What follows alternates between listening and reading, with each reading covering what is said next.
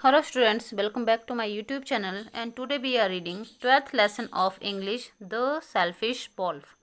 Selfish means matlabi, wolf Bhediya. Once there lived a lazy wolf in a forest. एक बार एक जंगल में एक आलसी भेड़िया रहता था. A stream was flowing near the wolf's house. भेड़िए के घर के पास एक नदी बहती थी. स्ट्रीम होती है धारा. नदी से कटकर जो धारा उसकी अलग से बहती है उसे स्ट्रीम कहते हैं. Many animals use to come to the pond to drink water. बहुत से जानवर उस तालाब में पानी पीने के लिए आते थे. The wolf was always in search of food. भेड़िया हमेशा खाने की तलाश में रहता था. One day he was sitting near the stream hoping to get something to eat. Hoping होता है आस. तो एक दिन वो उस नदी की धारा के पास बैठा हुआ था और उसे कुछ खाने की तलाश थी कि मुझे कुछ मिल जाएगा. Suddenly his eyes fell on a dead bull. अचानक उसकी नज़रें एक मरे हुए सांड पर पड़ी. बुल होता है आपका सांड भी बोलते हैं और बैल भी बोलते हैं. He was very dilated. Dilated होता है खुश होना. वो बहुत कुछ ज़्यादा खुश हुआ. Aha what a luck, now I can eat all I want, thought the wolf and his mouth began watering. उसने कहा आहा क्या किस्मत है, अब तो है मैं ये सारा ही खाऊंगा. और उसके मुंह में पानी आने लगा. He started eating the dead bull. उसने उस मरे हुए सांड को खाना शुरू किया. Suddenly a thought came into his mind. अचानक उसके दिमाग में एक विचार आया. If an another beast come here he will ask for a share. अगर कोई और जानवर यहाँ आएगा तो वो भी अपना हिस्सा मांगेगा. So I should eat very fast. He chewed faster and faster. इसलिए मैं जल्दी जल्दी खाता हूँ. च्यूड होता है चबाना, इसलिए उसने जल्दी जल्दी चबाना शुरू कर दिया. In his excessive speed of eating a piece of bones got stuck in his throat. Excessive होता है बहुत ज़्यादा. उसकी ज़्यादा खाने की स्पीड से एक हड्डी का टुकड़ा उसके गले में फंस गया.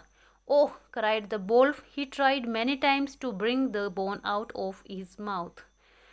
तो ओह भेड़िया चिल्लाया. उसने बहुत ज़्यादा कोशिश की कि उसके गले से वो हड्डी निकल जाए. But he could not succeed. परंतु वह नहीं निकल पाई. The bone hurts the throat very badly. हड्डी ने गले को बहुत ज़्यादा नुकसान पहुंचाया. What shall I do now. अब मैं क्या करूं, थॉट द वोल्फ. भेड़िए ने सोचा. Suddenly he remembered that a crane lived near by. अचानक उसे याद आया कि एक सारस नज़दीक ही रहता है. The wolf ran to the crane and begged. भेड़िया दौड़कर उस सारस के पास गया और कहने लगा. My dear crane, a bone got stuck in my throat. मेरे प्यारे सारस, मेरे गले में एक हड्डी फंस गई है. If you pull it out of my throat with your long beak I will give you a present. Beak होती है गर्दन. अगर तुम मेरे गले से अपनी लंबी गर्दन से इसे निकाल दोगे तो मैं तुम्हें एक तोहफा दूंगा. प्रेजेंट होता है तोहफा. The crane took PT on the Wolff. PT होती है दया. सारस को भेड़िए पर दया आ गई. He asked the wolf to look up with his mouth open. उसने सारस को कहा. The crane took pity on the wolf. सारस को भेड़िए पर दया आ गई. He asked the wolf to look up with his mouth open. उसने भेड़िए को कहा कि तुम अपना मुंह खुला करो और ऊपर देखना. The crane then put its beak into the wolf's mouth and pulled out the bone. तब क्रेन ने सारस ने अपने गले को अपनी गर्दन को भेड़िए के गले में डाला और हड्डी को खींच लिया. Oh what a relief, the wolf sighed. Relief होता है शांति. किसी चीज़ से जब हमें दुख से छुटकारा मिलता है तो जो शांति हमें मिलती है तो भेड़िए को वही मिली. और भेड़िए ने कहा कितना अच्छा हुआ.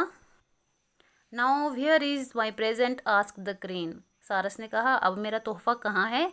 What present replied the wolf pretending not aware of its promise. Pretending होता है दिखावा करना. तो भेड़िया जो है वो कहता है कैसा तोहफा, जैसे कि उसे कुछ याद ही नहीं था. Did you not make a promise to give me a present if I remove the bone from your throat, reminded the crane humbly.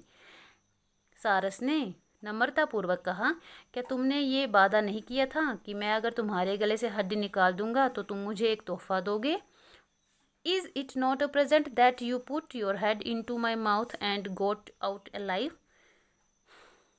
क्या ये तुम्हारे लिए तोहफा नहीं है कि तुमने मेरे गले में अपने गर्दन को डाला और मैंने तुम्हारी गर्दन को कुछ नहीं किया?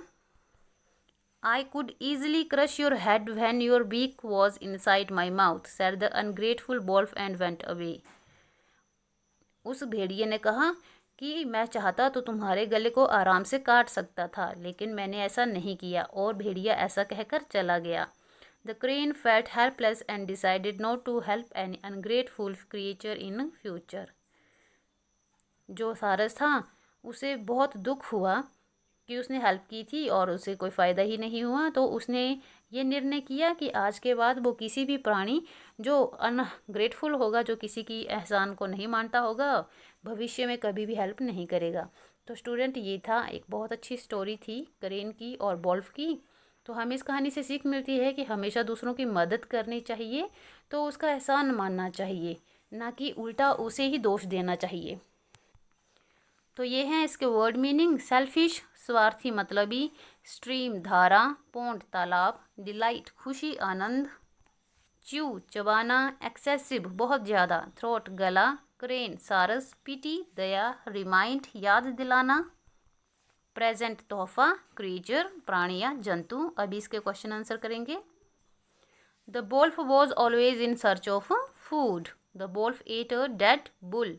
अ piece of bone stuck in his throat. The wolf was ungrateful. The crane pulled out the bone. First question is, what did the wolf get to eat? Answer, the wolf got a dead bull to eat. Second question, why did the wolf chew faster and faster? Because the wolf did not want to share dead bull with anyone. Second question है कि जो भेड़िया था वो जल्दी जल्दी क्यों खा रहा था? तो आंसर होगा क्योंकि जो भेड़िया था वो किसी के साथ भी उसको शेयर नहीं करना चाहता था. Third, what happened with his excessive speed of eating? A piece of bone stuck in his throat. Fourth question, what did the wolf go for help to?